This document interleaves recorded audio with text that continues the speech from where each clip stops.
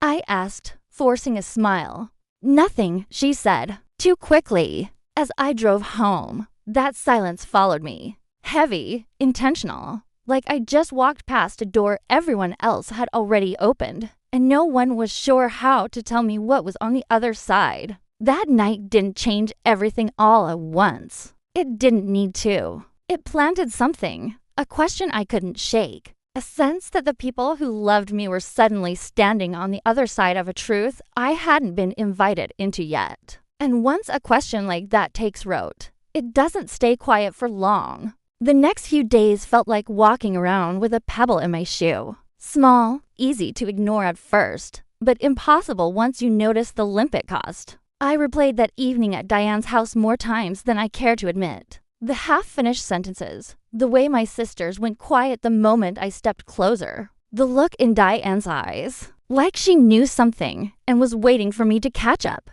At home, nothing looked different. That was the problem. My wife moved through the house with the same practiced ease, asking about my day, reminding me about bills, laughing at things on her phone. She didn't bother sharing. If anything, she was kinder, softer. That almost made it worse. Kindness can be camouflaged. I tried to tell myself I was being paranoid. Stress does. That dotted invents shadows. But then my phone buzzed one afternoon while I was at work. A text from my younger sister. Are you free tonight? Just you? No joke attached. No emoji to soften it. My chest tightened in a way that felt familiar and new at the same time. We met at a quiet diner just off the highway. The kind of place that smelled like burnt coffee and old vinyl booths. Neutral ground. Safe. She arrived before me, already seated, hands wrapped around a mug she hadn't touched. When she looked up, I saw it immediately. Guilt or maybe fear. They look similar when someone loves you. What's going on? I asked, sliding in across from her. She didn't answer right away. She glanced toward the window, then back at me like she was checking for exits. I've been going back and forth on this, she said finally. All of us have. All of who? She exhaled slowly. Me? Our other sister? And Diane. There it was, that name again, landing heavier this time. My stomach dropped, not because I knew what she was about to say, but because some part of me already did. Okay, I said. It came out steadier than I felt. So, talk to me. She leaned forward. We didn't mean for you to overhear anything the other night, Dotso. I did overhear something? Her eyes flicked up to mine, then down again. Yes. The waitress came by, asked for our order. I waved her off. I couldn't imagine swallowing anything right then. My sister's voice lowered. We've been worried about you for a while, longer than you think. You've changed. People change, I said, defensive, even though I didn't mean to be. I know, but this isn't just that. She hesitated. You're quieter. You doubt yourself. More. You apologize for things you don't need to.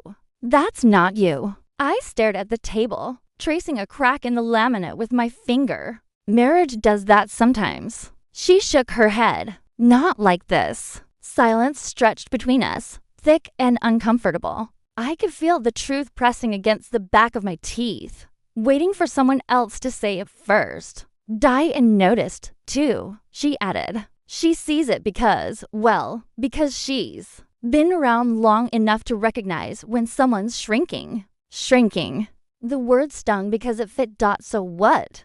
I asked. You all got together and decided I looked sad. Her eyes filled just a little. No, we got together because we saw something that didn't sit right and because Diane saw something she couldn't ignore. My pulse thudded in my ears. Saw what? She opened her mouth, closed it again. When she finally spoke, her voice was barely above a whisper. She saw your wife. Not that night. Another time, a few weeks ago. The diner seemed to tilt. I gripped the edge of the table to steady myself. Saw her doing what? My sister met my eyes, then really met them. And in that look was an apology that reached back through yours. We don't have the full picture, she said quickly.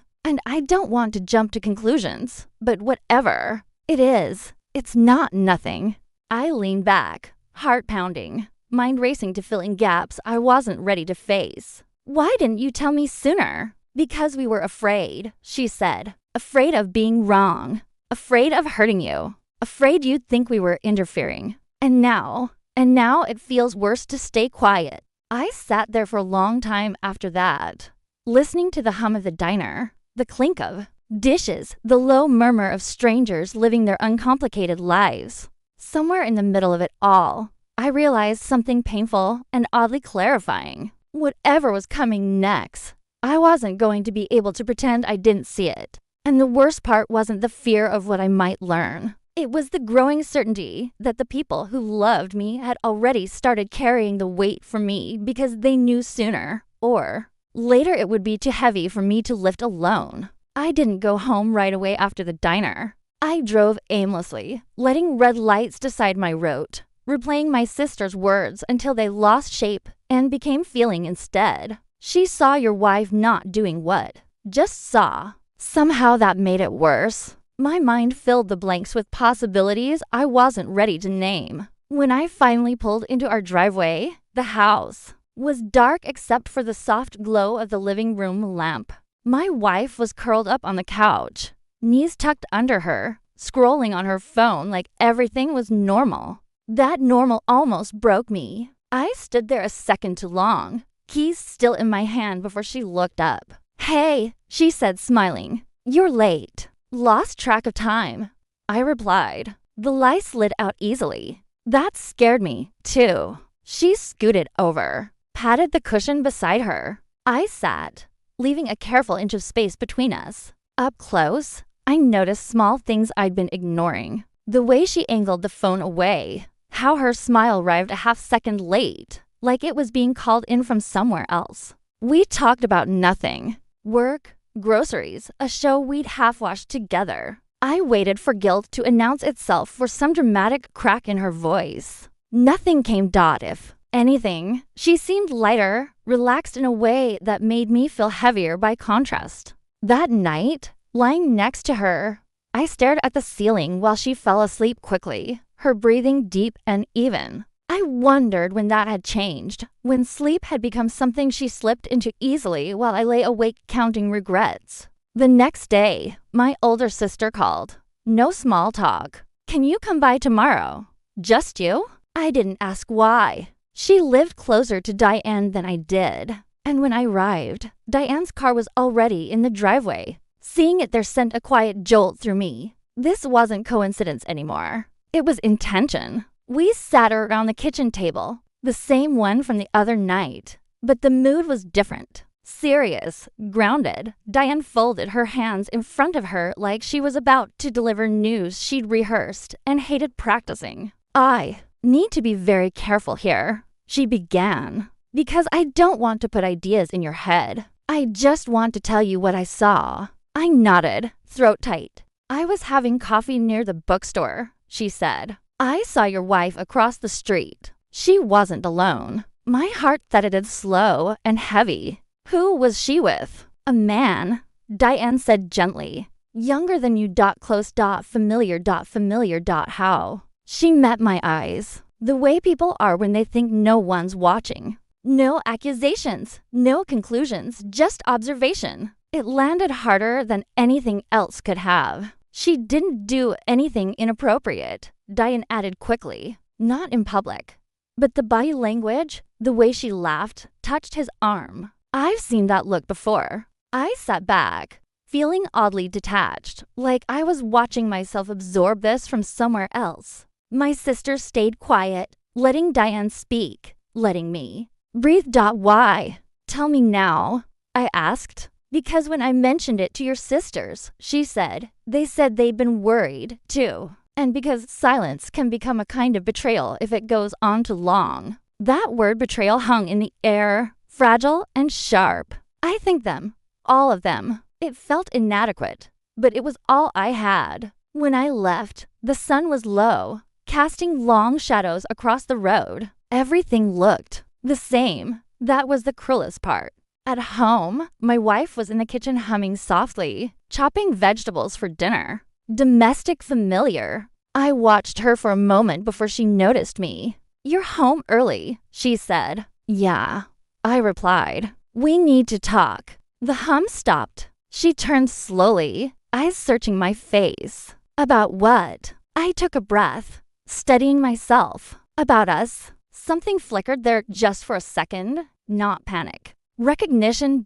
She set the knife down carefully like she didn't trust her hands anymore. "Okay," she said. "What about us?" I realized then that this was the edge. Not the fall, just the edge. And once you see it, you can't pretend the ground beneath you isn't giving way. Whatever happened next, I knew one thing for sure. I wasn't imagining things anymore. And I wasn't alone. That knowledge didn't make it hurt less, but it did make me stronger than I'd been the day before. The kitchen felt smaller once the words were out. "We need to talk." I'd said them before in other contexts about money or schedules or plans. This time they carried weight. My wife leaned against the counter, arms crossed loosely, like she was bracing without wanting to admit it. I didn't accuse her.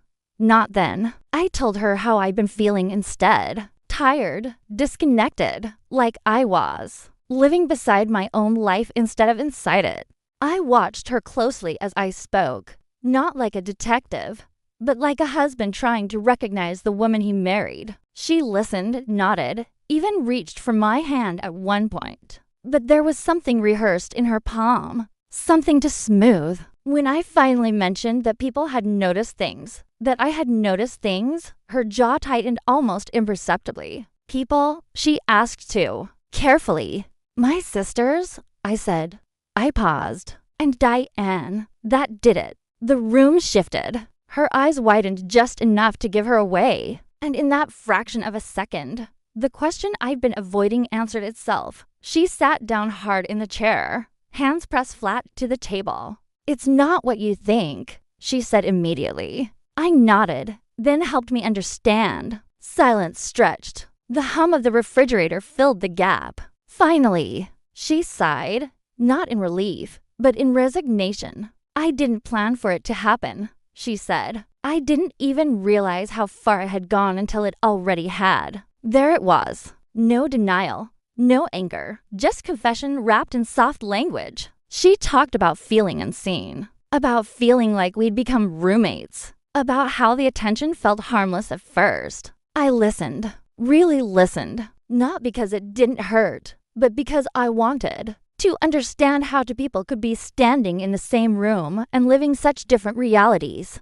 When she finished, I felt oddly calm, sad, yes, but clearer. The fog I'd been living in finally lifted, replaced by something steadier. "I wish you'd talk to me," I said quietly. "So do I," she replied, tears finally spilling. And for the first time in a long while, they felt real. We didn't decide everything that night. There was no dramatic exit, no shouting, no slammed doors, just honesty. Late, imperfect, but real. We agreed to take space, to slow down, to figure out whether what was broken could be repaired or whether naming it was the first step toward letting go. Later, lying alone in the guest room, I thought about my sisters and Diane, about that first night, the glances and pauses, the careful concern. They hadn't changed everything by revealing a secret.